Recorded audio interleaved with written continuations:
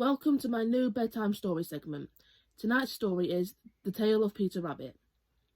Once upon a time there were 4 little rabbits, and their names were Flopsy, Mopsy, Cottontail and Peter. They lived with their mother in a sandbank underneath the root of a very big fir tree.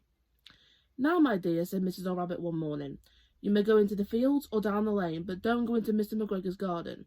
Your father had an accident there. He was put in a pie by Mrs. McGregor. Now run along and don't get into mischief. I am going out." Then Mrs. Old Rabbit took a basket and her umbrella and went through the woods to the baker's.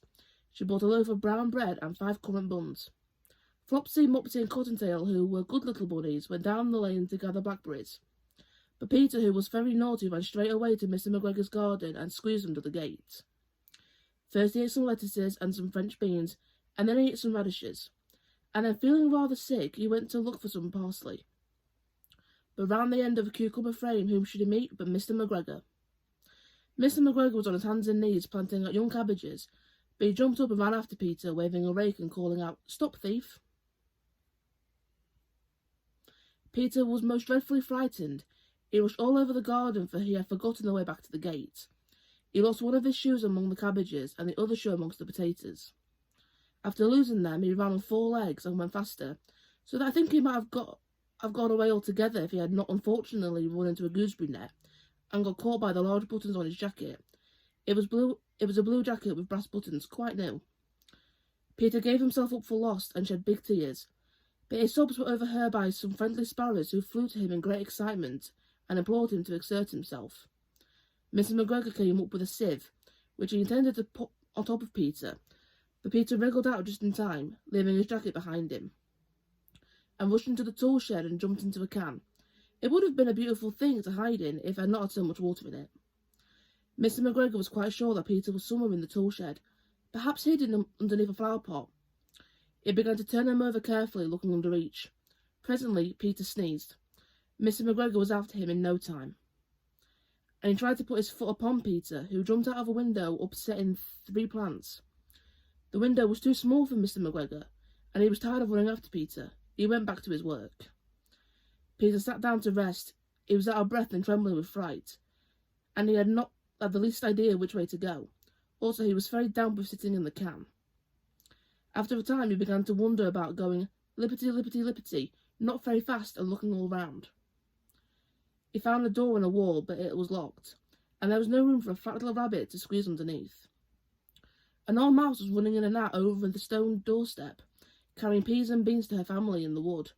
Peter asked her the way to the gate, but she had such a large pea in her mouth that she couldn't answer. She only shook her head at him. Peter began to cry. Then he tried to find his way straight across the garden, but he became more and more puzzled. Presently he came to a pond where Mr. McGregor filled his water cans. A white cat was staring at some goldfish. She sat very, very still, but now and then the tip of her tail twitched as if it was alive. Peter thought it best to go away without speaking to her. He had heard about cats from his cousin, little Benjamin Bunny. He went back towards the tool shed, but suddenly, quite close to him, he heard the noise of a hoe. Scritch, scratch, scratch, scritch. Peter scuttered underneath the bushes, but presently, as nothing happened, he came out and climbed upon a wheelbarrow and peeped over. The first thing he saw was Mr. McGregor hoeing onions. His back was turned towards Peter, and beyond him was the gate. Peter got down very quietly off the wheelbarrow and started running as fast as he could go, along a straight walk behind some black currant bushes. Mr. McGregor caught sight of him at the corner, but Peter did not care. He climbed underneath the gate and was safe at last in the wood outside the garden. Mr. McGregor hung up his little jacket and shoes for the scarecrow to frighten the black birds. Peter never stopped running or looked behind him until he got home to the big fir tree.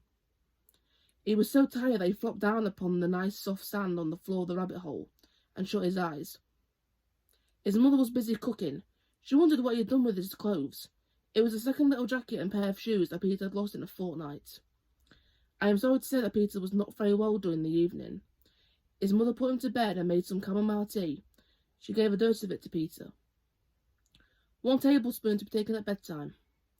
But Flopsy, Mopsy and Cottontail had bread and milk and blackberries for supper. The end.